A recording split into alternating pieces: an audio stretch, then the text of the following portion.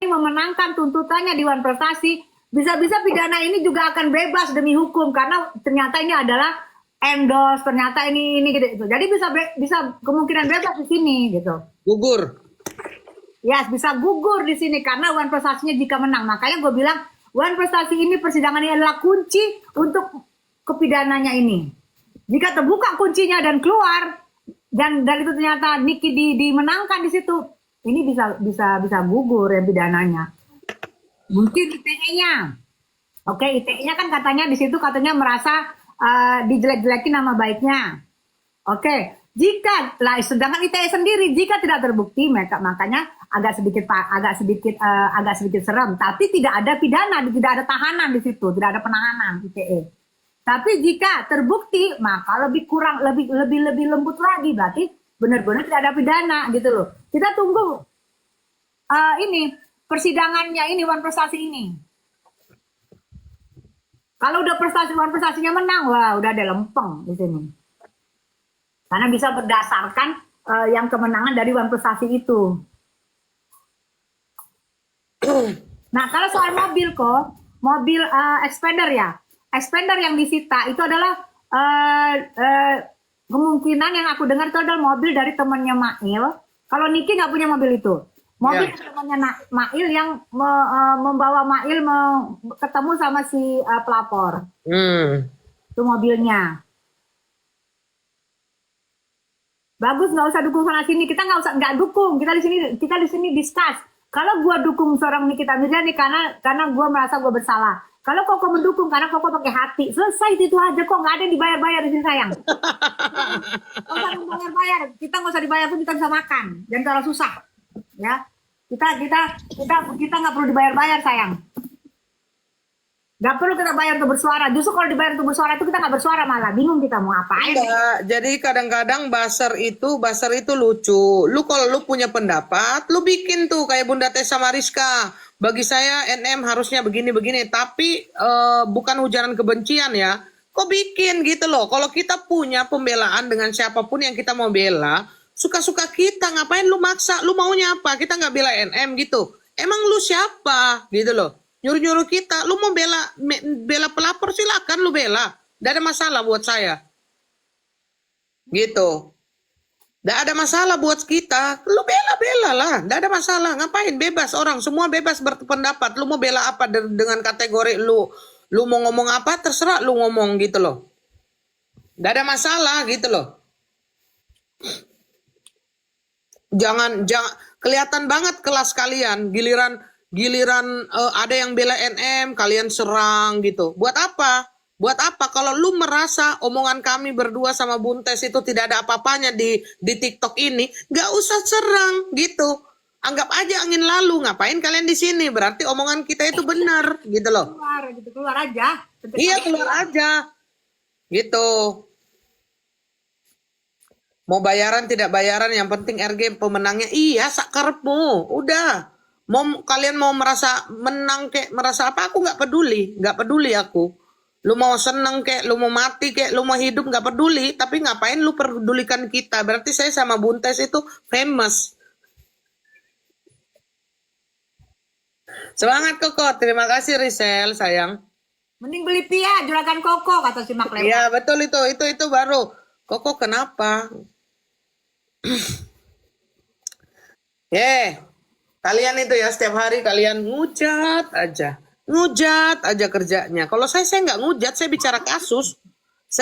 Jadi maksudnya saya sama Bunda Tessa sama kalian itu beda kelas sayang. Kita itu nggak ngelawan yang kayak kalian ini, kerocok-kerocok kayak begini. Iya, kerocok-kerocok gitu. Nggak mau aku lawan kalian gitu loh.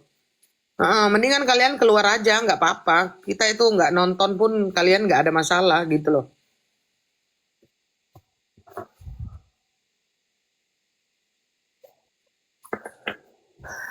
Nah, terus ini Bon, pencucian uang itu kan, bicara masalah pencucian uang.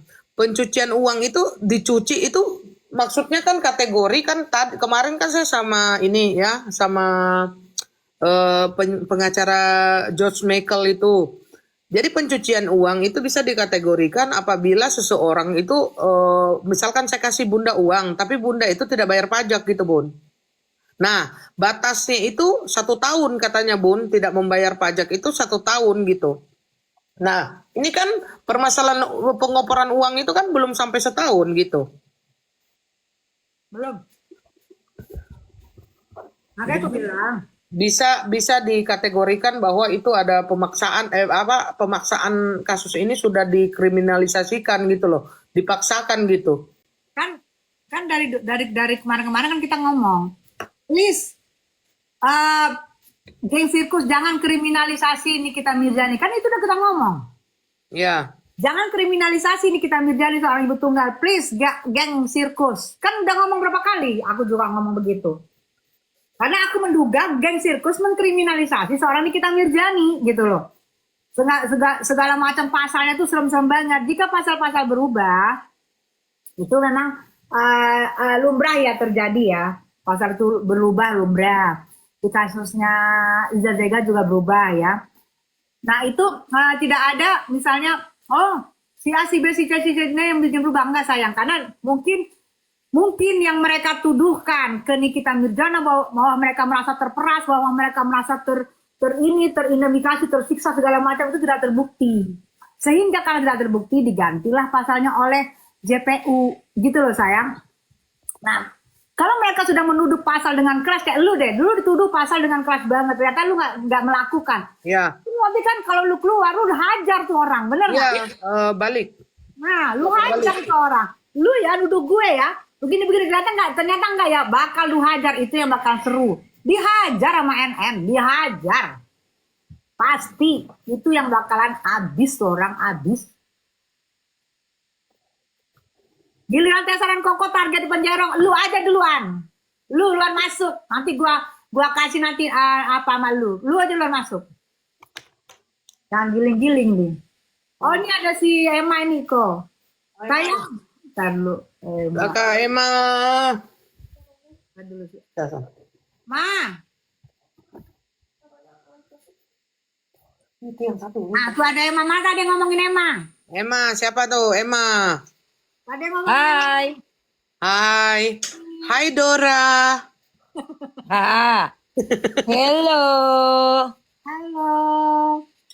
Gencar di sini. Di sini gencar rame buzzernya. Kakak Emma. Iya masih aja ada mereka ya buzzer.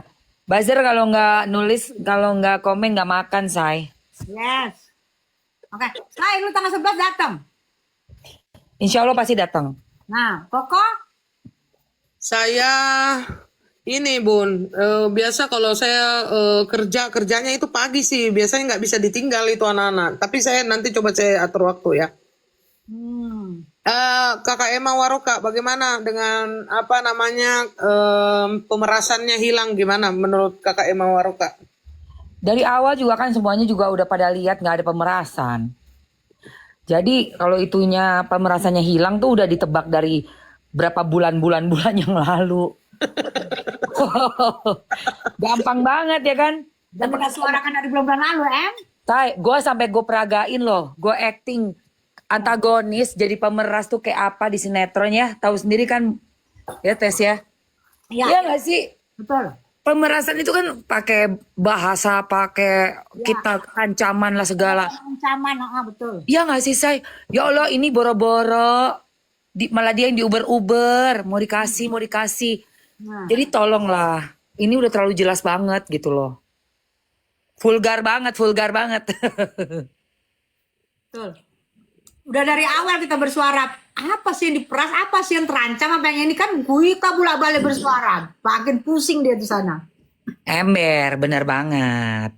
Itulah makanya kalau kita kan membela itu bukan membela membabi buta, tapi kan lihat faktanya. Betul. Lihat ya kan, lihat apa sih ini, kita dengerin juga rekaman-rekaman yang beredar. Betul. Kita perhatiin juga lagi bahasanya.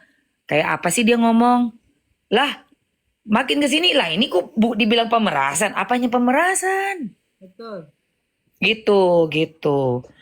Makanya jadinya lucu karena ya kalau kayak gue juga kan suka dapat minta tolong review lah produk apa, produk A, produk B gitu ya. Endorsan kayak begitu.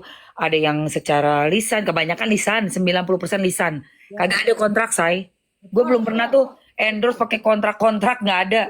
Zaman sekarang tuh udah nggak pakai surat. Zaman dulu pakai surat, saya yang cari materai di kantor pos. Zaman sekarang mah sistem by phone, sistem WA udah bisa. Iya, makanya gue bilang, lu balik ke zaman purba zaman dulu kita ke kantor dulu, tanda tangan dulu, beli-beli materai dulu. Sekarang mah nggak ada, udah langsung kirim aja udah. Ini udah ya hasil videonya gimana, direvisi sekali, udah habis itu tayangin, duit masuk transfer gitu. Betul. Begitu kan, makanya gue bilang ya wajar lah kalau nggak ada kontraknya, gitu loh. Betul.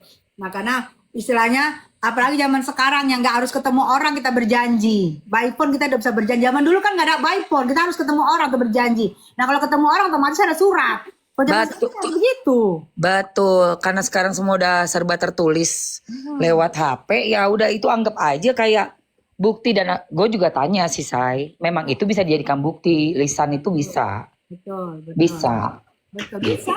Sekarang gini deh, Mak. Gue sama lu berjanji, sama Koko berjanji. Lah itu kan bukti sebenarnya. Lu janji kan, bener nggak? Bisa kita tuntut lo. Lu pernah berjanji bersuara, mengatakan. Iya benar, dan ada buktinya juga, transferan, ada bukti Betul. chat-chatannya. Betul. Kalau lu nggak berjanji, nggak mungkin lu transfer gue kan gitu.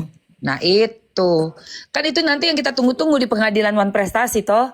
Betul. Diuji nanti nih, ini pembicaraan mereka secara lisan ini merupakan suatu perjanjian kerjasama apa pemerasan sih yang sebenar-benarnya. Kalau gua mah ngelihatnya benar-benar perjanjian kerjasama, Say. Iya betul. Lagian dia ngapain nyari-nyari si NM? Kalau Nah dia- itu, Nah, kalau itu. dia produknya tidak bersalah, ngapain lu cari-cari dia? Cari-cari Niki. Kan lu kalau Niki misalnya Niki menjelekkan lu, produknya lu tinggal hajar, nih produk gue, mana buktinya bersalah? Kan tinggal Betul. hajar. Gak perlu lu Bener. cari-cari kasih duit. Ada apa sih? Bener. Kayak si Koko misalnya ngasih kita bapia, kita kan gak mau ngapain lu kasih gue bapia, gue gak ada urusannya kan gitu. Ya. Ada urusannya, kenapa? Ada apa? Ada uang tutup mulut, kan ada uang tutup mulut, uang bekap, kan tuh ada sebenarnya. Tay. Yang benderang. Sekarang nih ya, kalau kita punya barang bener, lu nggak usah takut merasa terancam. Iya. Sekarang orang mau bilang, mah gue iniin lu ya. Misalnya produk gue apa Kem, atau yang gue jual makan. Iya, bicarain sana cepetan. Gue tantangin balik. Betul. Gue tantangin balik, ngapain gue takut?